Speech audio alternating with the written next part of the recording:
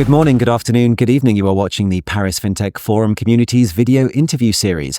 I'm Elliott Gotkine, and today I'm joined by the co-founder and CEO of Qonto, Alex Prot. Great to have you with us again. Wonderful to be with you. Okay, so before we get cracking, let's learn what's new about Qonto.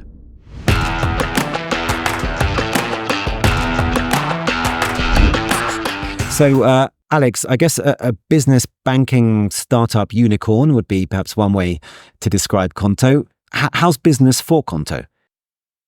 Well, business is good. We've been growing quite nicely since we launched the business in 2017. I still remember the very early days. Also, probably discussed it with you at that time. But today we've just crossed the 500,000 customers mark. And so this is, of course, a big milestone for us. We're expanding across Europe. France, of course, is our historical market, but we're now have very strong positions in Germany, in Italy, in Spain. We've been growing a lot organically, but also through acquisitions. We made our first acquisition about 2 years ago when we acquired Penta in Germany and really helped us grow much faster there. Our second acquisition that we announced in March of 2024 was Regate, French fintech, enabling us to be stronger on financial tools and also now having a direct link with accountants that are a very important stakeholder for our ecosystem. And so lots of things happening on the customer side, on the product side, and of course also on the team side. We now have reached 1,600 employees, and so very happy to be building an amazing team, amazing company. Very diverse team. And so, of course, lots of challenges, to be fair, also to make sure we remain as agile and efficient as possible while still having a larger team. But so, yeah, lots of exciting things and still a lot of room for growth and improvements. And so excited also about what's coming next. Excellent. And despite the company maturing and getting older, you don't seem to have aged at all in all the years that I've known you. But I'm glad you mentioned the acquisition of Regate, because you raised, I think, almost 500 million euros a couple of years ago, some of which, of course, you spent on Regate. I don't think you've actually told us exactly how much you spent. You're still pretty flush with cash. Valuations for fintechs still way off their peaks. I saw one headline quoting a fintech founder saying Qonto wants to buy the world. Is that accurate? Are you about to embark on a ambitious kind of acquisition spree? Is Regate just the first of many? Or the second of many? That title was indeed a good title or a fun title. The reality is we indeed have some very substantial financial means. And so, as we have good visibility on our business, and we have substantial cash on our bank account, we can of course look at M&A opportunities. Looking doesn't mean we will do a lot of them because it's easy to buy a company, but it's hard to integrate and to make it a success. So we want to be doing that, cautiously and smartly. But indeed, there are a lot of fintech that have been founded in the last couple of years, and you know that really well. And so I think now is also very much a good time for consolidation in the industry, but also for rebundling from a customer point of view. And so at Qonto, we really started from the business account side of things, and we're becoming more and more this all-in-one financial workspace for small and medium businesses, meaning that on top of this business account, we have accounts payable, accounts receivable, invoicing, pre-accounting topics. And so for these different bricks, we can either build ourselves or partner, or in some cases buy companies that do that. That's what we've done with Regate. And we're looking at some potential other opportunities to strengthen our product, our offering. So that's one aspect. The second aspect is the geographical expansion. We did that 2 years ago with Penta in Germany. And as we really want to be the leader in Europe, we're looking at potential opportunities also to expand geographically faster through acquisitions. And so we're also looking at this. So we have a small team of 2.5 people looking at core dev and M&A opportunities. And again, looking meaning that we would like or we could do more, but doesn't necessarily mean that we'll have to do it. It's always a a choice between building, partnering, and buying. And if we have some good opportunities, we'll seize them, or we'll try to seize them. But we don't have, it's more means than an end in itself. I wonder who that half person is. But I think the one thing which people don't necessarily realize is that despite your growth and despite your size geographically and in terms of products, if I'm not mistaken, you're still not a fully regulated bank. You still don't have a banking license. Is that something that you foresee happening at some point in time? So that's right. The license we have is called a payment institution license. So it's a European Union wide license. That's how we've been able to expand across Europe to Germany, Italy, and Spain specifically. And so we have those 27 markets that we could go after with our single license. And when you the way you phrase the question, you're still not a fully licensed bank. I think it's definitely actually our choice and our preference for now, at least, to use that payment institution license. We'll have a lot of things to do with that license. Of course, all the payment side we can do. We can also do some financing offers. We also already have what we call Qonto Pay Later, so the ability for us to finance invoice payments for our clients up to 10,000 euros. So even though we have what's called, again, a payment institution license, we can do some financing products. So we're not limited by our license for that purposes. And the last aspect is, as I was mentioning, we have a lot of things to build on the financial tools side, invoicing, with e-invoicing becoming a huge topic in Europe. It's already live in Italy, will soon be live and required by law in Germany, Germany, Spain, and France. So we're getting ready for that to really help all our clients transition from Excel and some other tools to an tax compliance e-invoicing tool. And so for all that aspect of the business, we actually don't need any license. It's not a license, or it's not a regulated topic. And we see a lot of things that we can do there. So again, a bit like M&A, the license in itself is more a means than an end. And so to us today, the priority is, use our existing license to the fullest extent to serve our clients as well as we can. And maybe in 3, 5, 7 years from now, we'll say, okay, now is the time to move to another license, because if we want to increase our customer satisfaction, bring new products, new services, the best way to do that is, getting another license. But today it's not the case. Okay, and just one final brief question about Qonto. I think your last reported valuation in the press, at least, was around $5 billion. You're still not profitable, so just kind of, very quick answer. When do you hope to reach that milestone? And does that mean that, is that what you're waiting for before you have an IPO? Yeah, so quick question, quick answer. We'll be profitable in 2025. So next year. And the second topic you raised is IPO. IPO is definitely an option for us in the future.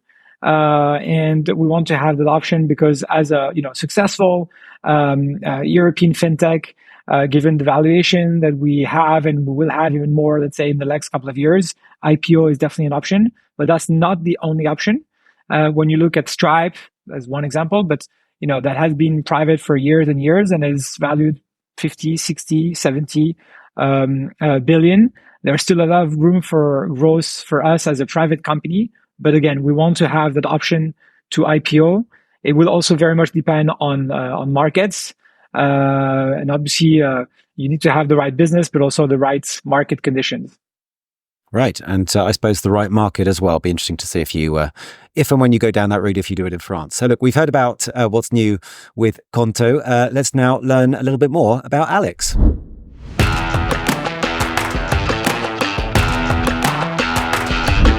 So Alex, you founded Qonto, I think, in 2016. Now you're more mature. How do you maintain the same hunger and spirit as you did on day one? I know you probably think I was just flattering you, but you genuinely do look the same as you do several years ago when we first met. But how do you maintain the same energy, the same hunger, and the same drive as you did on day one?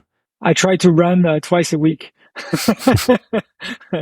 No, but maybe to to answer more seriously your question, I think so. First, as you were saying, we founded Qonto in 2016 with my co-founder Steve.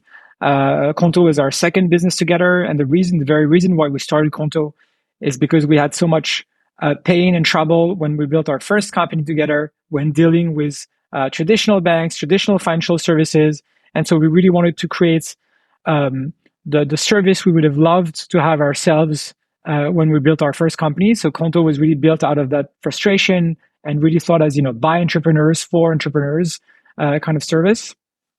And so I think we've so first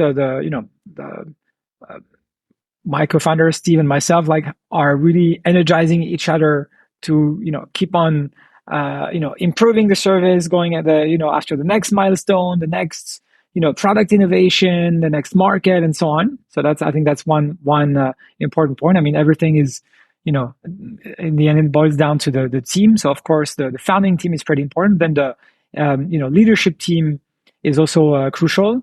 I think we've been able over time to build an amazing team and executive team with new leaders joining us along the way. And I think frequently, let's say maybe once a year or so, we have one new strong leader joining and bringing their own ideas, experience, and we're very much using that to energize the team and ourselves, and trying to reach the next milestone.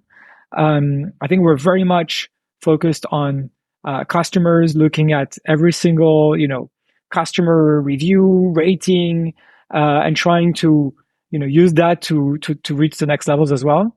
And I think I think also one secret, which is not really a secret, is that we and I personally enjoy very much what I'm doing on a daily basis. So I'm very happy to go to the office or to travel for the business and visit our different offices in Europe, discuss with our teams, do workshops, try to crack problems together, and independently from the, let's say, business success, I also genuinely like what we're doing on a daily basis and solving small businesses' pains across Europe. These small businesses, 25 million of them in Europe, represent half of the GDP, 2/3 of the employment in Europe, and so I think it's also a great mission to be serving and helping all of these entrepreneurs. And we touched on this, I think, last time we spoke, but I think your father is a former CEO of BNP Paribas. Is there like a kind of rivalry competition now? Maybe you're going to, create a bigger financial institution than the one that he once led. Is he encouraging? Is he giving you advice? Like, how does it work? Yeah, I'd love to build something even bigger. It's still pretty big. Bigger probably in terms of revenue or number of clients, not bigger in terms of employees. But yeah, so no, I mean, to your point, I think he's been, very happy and proud dad, and also happy small investor because he invested in the very beginning, and also happy clients. So he's been happy for several reasons. But no, I think maybe more, generally, I think the way it all started is we're like, just let's say small fintech, and now we of course gained quite a lot of size and scale, and so I think traditional banks still have a lot of things that they do well, but it's true that for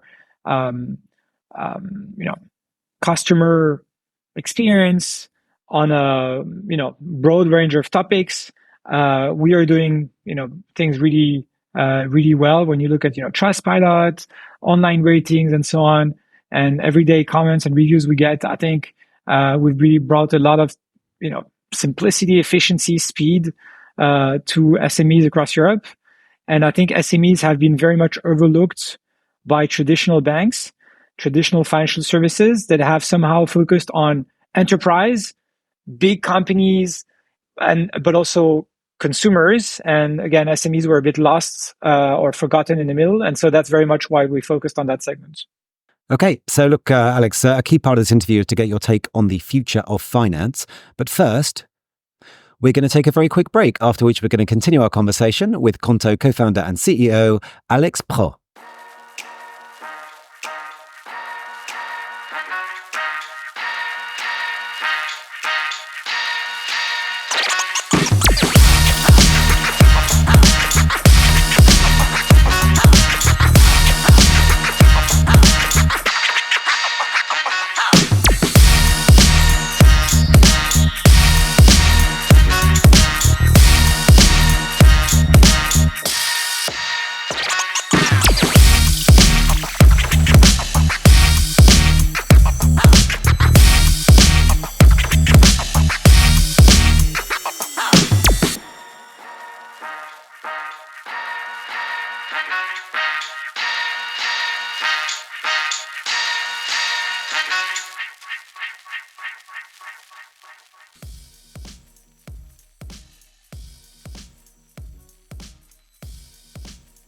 Welcome back, and don't forget, if you're not already a full member of our community, everything you need to join can be found at www.parisfintechforum.com. And now, Alex, let's talk about the future of finance.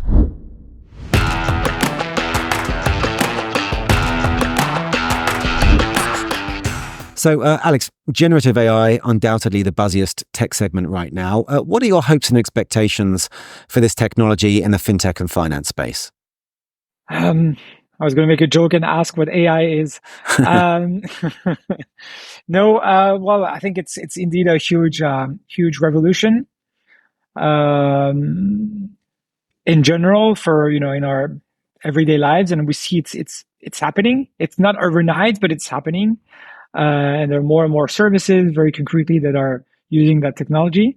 For us in, let's say, fintech or in financial services, there will be also a lot of pretty important changes.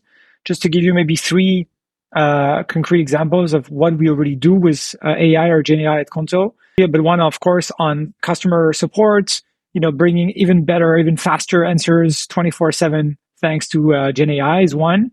The second one would be on fraud and fraud fighting and basically detecting weird behaviors. AI is also very very helpful. And the third one would be on tools to better manage your business, leveraging a lot of data, a lot of information, and using this AI co-pilots to guide entrepreneurs and SMB owners for their daily activities. So these are the three very concrete things that we're working on right now. And there's a big debate in general about how much or how little regulation there should be on artificial intelligence. When it comes to finance in particular and fintech, where should the balance lie? I think we should go easy on regulation, especially in Europe, because we have a tendency to maybe regulate a bit too early, too quick, too strongly in Europe, and probably much less in the US, which creates definitely an imbalance. And so I think that's something we have to be cautious about, especially when talking about Europe. And, big tech in particular is coming under more scrutiny from regulators and trust busters in Europe and in the United States. Does this bode well for European homegrown startups? Will it help Europe create a kind of global tech champion, or is it ultimately going to make Europe less attractive, maybe for investment or maybe for big tech and all of the technologies that they bring with them, and ultimately hurt European startups? Big question. I think I think first, when you look back at the last 10 years, I think European tech has really grown a lot. I think caught up a bit with what's happening in the US, but the US and China also, for that matter, remain way ahead for probably three reasons. One is much more capital. Second is much larger market or unified market, and the third one, at least for the US, is better. More talent, let's say. And so I think for Europe, we need, to make sure it's attractive for capital, it's attractive for people and talents, and that the market is big enough. And so these are three slightly different things. But for the markets, it's very much a European Union play. And so I hope the European Union will be able to create an even more unified market, because in the end, that's really what helps create European champions. And when it comes to France, obviously France has come a long way as a tech hub and as a financial center. So perfect alignment for fintech there. Obviously, I don't want to talk specifically about politics. But are you confident that whatever happens politically, again, without going into specifics necessarily, that the country's appeal will endure and that it will continue to grow as a technology and finance hub, or is that too complacent? I think France has indeed come a long way, as you were saying, and I think we've reached the point of having critical mass in terms of startups, entrepreneurs. We just mentioned AI a couple of minutes ago, and France has been pretty strong on that. Not just by chance or just being lucky, because also lots of really good engineering schools. All the Meta, Google, and so on are employing a lot of French engineers. So there are some really good reasons for that. That said, the political context and the political decisions and will be important in the future to keep on having this great ecosystem. Don't want to be going too much into politics either, but when you look at what happened with Brexit in the UK and a lot of companies moving from London to Paris, like the large American banks, they would never have done that without Brexit. And so you see there's a very direct impact of political choices, political things on business. Here we're talking about big banks or big traditional banks, but it's of course also the same for tech. So it's too early to tell, but I really hope that we'll keep France on the great trajectory that we've had for the past 5-10 years since basically the French tech was created, and I think really boosting France, on the international tech scene. I was also reading how Paris benefited from the fact that none of these bankers wanted to move to Frankfurt. No offense to our German friends who are watching, but Paris was preferable, it turns out, to Frankfurt for many in that space. I think one of the other trends that we see in finance is the desire to kind of make it more sustainable in terms of the environment, the impact it's having on society. How important an issue is this for fintechs and financial institutions in France and Europe in general? Indeed, it's becoming a more and more important topic for everyone. And when I look at Qonto, when I say everyone, I'm talking about our customers, our employees, the different stakeholders, our founding team, executive team, and so on. And so, very concretely, we've kind of decided to have very concrete goals on that topic about 24 months ago. We've decided to reduce our carbon footprint per employee by 5% per year. And so far, so good. We're actually even higher than that on the results so far.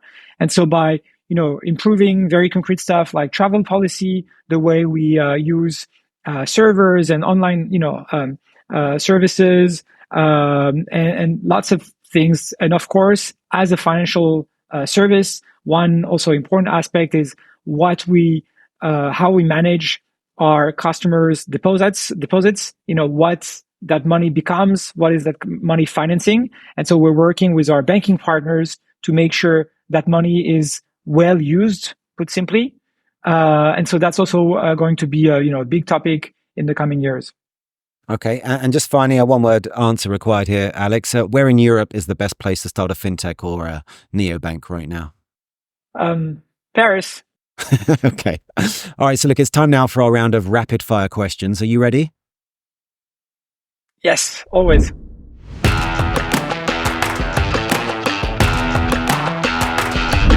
Okay, so I am going to put 90 seconds on my timer. And when we run out of time, we will stop. So let's just get that done there. There we go. All right. So if you're ready, I will start the clock. What fintech segment has the biggest potential over the next 5 years?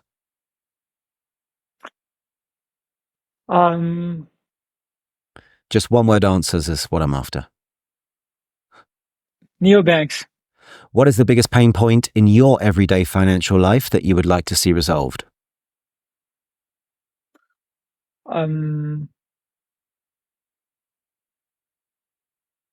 Getting a centralized view of all my different accounts and financial statements. Are bank bosses ready for the AI revolution? Probably not. Do you think EU and US regulators have kept pace with all the new possibilities and behaviors we're seeing in the financial industry?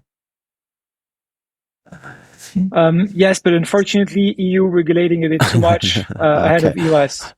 Have you ever personally invested in crypto? No. Are physical points of sales part of the future of finance? No. Are bank branches part of the future of finance? No. On a scale of 1 to 10, 10 being the most likely, 1 the least likely, how likely in the next 10 years is it that one of the neobanks will be as profitable as a top-tier legacy bank? 10. That central bank digital currencies will become a mainstream reality in the US or EU? Yes. And I'll give that 10. And that you'll be able to open a crypto 10. account at a top-tier bank? 10. Okay. And on that note, maybe if you can, when it's a 10, you'll actually buy some crypto yourself. But I'm afraid that's all we've got time for our round of rapid fire questions and for our conversation. But it's always a pleasure to talk to you. So I really just want to thank you again, Qonto co-founder and CEO, Alex Prot. Thank you so much for joining me today. Thank you very much. And for everyone watching, we'll be back again next time with another big name from the world of finance and technology. We do hope you'll be able to join us again then. In the meantime, don't forget to subscribe to the Paris Fintech Forum YouTube channel and to follow us on X at Paris Fin Forum. That's all for now. See you next time. Bye-bye.